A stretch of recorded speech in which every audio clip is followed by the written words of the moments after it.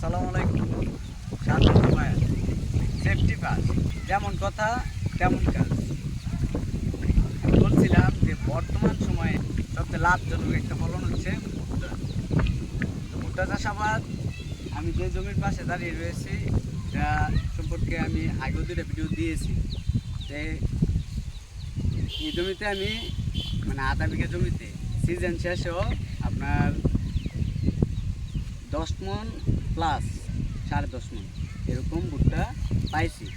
কিন্তু কথা হচ্ছে ভাই, যদি আমি সিজন লাগাইতাম তাহলে শতকে 1 মণই দেখাইতাম আপনাদেরকে।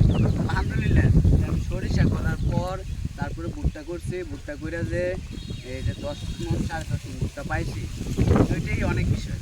কথা বলছি নি, অনেক বড় আলহামদুলিল্লাহ। আমি বলছিলাম যে জমি খালি রাখা যাবে না। আমার আশেপাশের জমিগুলো একটু দেখুন, জমি তো অনেক ফাঁকা, অনেক খালি করে রয়েছে। তো জমি বা আপনার বাড়ির আশেপাশে যে কোনো জায়গাকে সঠিক কাজে লাগান, এটা কাজে লাগান।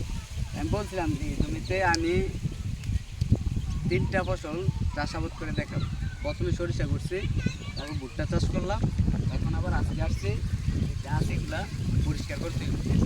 পরিষ্কার করে তারপরে কি যে আমন ধান আছে না, আমন ধান দেখে এই যে ধান চাষাবাদ করুন। এত চিন্তা করে আপনি কৃষিকাজ করতে পারবেন না। কিছু চিন্তাধারা আছে যেগুলো আপনার নিজের মধ্যে থেকেই বেরিয়ে আসবে। আর সবসময় এরকম যন্ত্র লাগবে সাধু। ধন্যবাদ।